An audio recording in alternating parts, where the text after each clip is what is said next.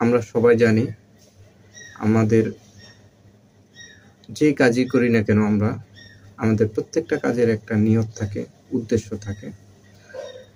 যেমন আমি আজকে এই ভিডিওটা রেকর্ডিং করতেছি, হাদিসটি আপনাদের সাথে শেয়ার করব, পড়ে শোনাবো। এটাও আমার একটা উদ্দেশ্য আছে।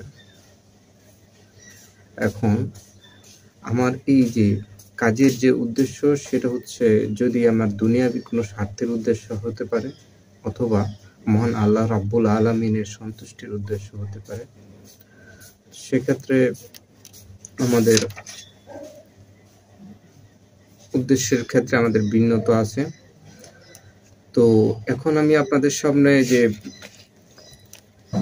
হাদিসটি পড়ে শোনাচ্ছি, সেটা হচ্ছে নিয়তের বিশুদ্ধতা।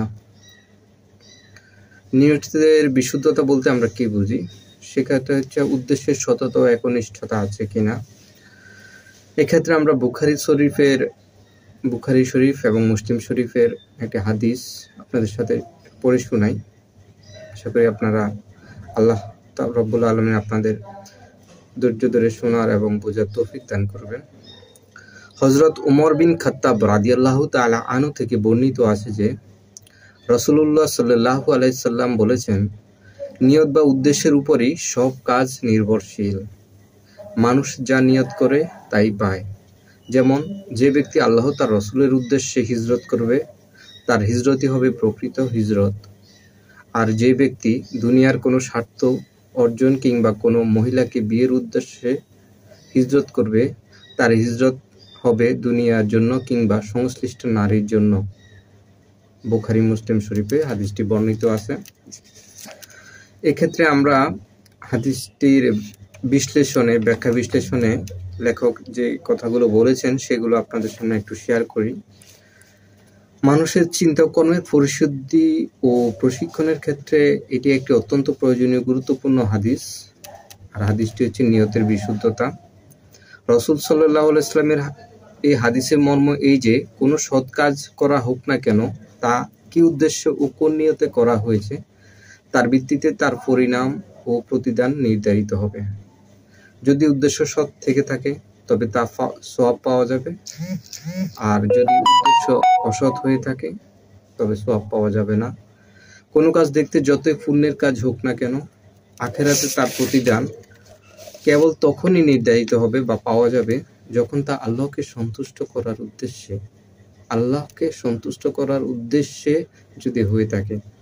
এই কাজের পেছনে যদি কোনো দুনিয়াবি স্বার্থ সিদ্ধি বা দুনিয়াবি কোনো অর্জনের জন্য হয়ে থাকে, যদি তা কোনো পার্থিব স্বার্থ উদ্ধারের লক্ষ্যে করা হয়ে থাকে, তবে পরকালের বাজারে বা পরকালে মহান আল্লাহ রাব্বুল আলামিনের কাছ থেকে তার কোনো প্রতিদান পাওয়া যাবে না।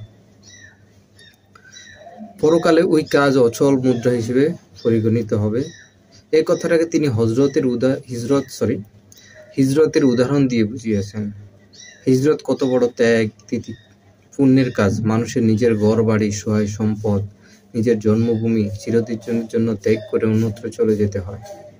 কিন্তু এত বড় ত্যাগ ও পুণ্যের এই কাজটিও আদৌ পুণ্যের কাজ হিসেবে গৃহীত হবে না এবং এই কাজের কোনো সওয়াবই পাওয়া যাবে না যদি মানুষ তা আল্লাহ ও তার রাসূলের জন্য না করে, বরঞ্চ নিজের দুনিয়াবি স্বার্থ ও সুবিধা লাভের জন্য যদি করে থাকে, এতে সে প্রতারণা ও ধোঁকাবাজির দায়ে অভিযুক্ত হবে পরকালে। কারণ সে নিজেকে আল্লাহর জন্য হিজরতকারী হিসেবে চিহ্নিত করে মুসলমানের সমাজ ও রাষ্ট্রকে ধোঁকা দিতে চেয়েছিল, অথচ আসলে সে আল্লাহর উদ্দেশ্যে হিজরত করেনি। তাহলে এই উদ্দেশ্যে আমরা আরেকটি হাদিস একই পাকে শুনে নিই। সেটা হচ্ছে হাদিসটি আছে মুসলিম শরীফে। হযরত আবু হুরায়রা রাদিয়াল্লাহু তাআলা আনহু থেকে বর্ণিত। তিনি বলেন যে রাসূল সাল্লাল্লাহু আলাইহি সাল্লাম বলেছেন, আল্লাহ তোমাদের আকৃতি, চেহারা ও ধন সম্পদ দেখবেন না, তিনি দেখবেন তোমাদের মন ও আমলকে। অর্থাৎ আমরা যে কাজই করি সেটা যদি আল্লাহর সন্তুষ্টি অর্জনের জন্য হয়ে থাকে, সেই কাজে আমরা সফল হই কিংবা ব্যর্থ হই, তবে যাই হই না কেন আমরা পরকালে আল্লাহর সন্তুষ্টি পাবো এবং আল্লাহর রহমত ও দয়া আমরা পাবো, অবশ্যই পাবো। কিন্তু আমরা যদি আমাদের উদ্দেশ্য যদি দুনিয়াবী কোনো স্বার্থ থেকে থাকে, আল্লাহর সন্তুষ্টি অর্জনের জন্য না হয়ে থাকে, যদি আমরা তখন সফল হই তখন আমরা দুনিয়াবী স্বার্থ পাবো, কিন্তু পরকালে আমাদের জন্য কোনো কিছুই থাকবে না। আর যদি ব্যর্থ হই তাহলে তো আমাদের জন্য আর কোনো কিছুই অবশিষ্ট থাকলো না। ঠিক আছে? তাহলে বন্ধুগণ, আমাদের যে কোনো কাজ আমরা হোক, সেটা যে কোনো কাজ আমরা যেমন নামাজ পড়তে যাই সেটা আমরা নিয়ত করি, কোনো এক জায়গায় যাব আমরা নিয়ত করি, আমরা পড়াশোনা করি সেটাও আমরা নিয়ত যে আমি আজকে এই বইটা পড়াশোনা করব, আজকে আমি আপনাদের সাথে হাদিসটি শেয়ার করব, সেটাও আমার একটা নিয়ত ছিল। এখন নিয়তের উদ্দেশ্যটা কি সেটা মহান আল্লাহ রাব্বুল আলামিন তিনি সর্বোচ্চ ভালো জানেন এবং তিনি এর উত্তম প্রতিদান দান করবেন। ধন্যবাদ।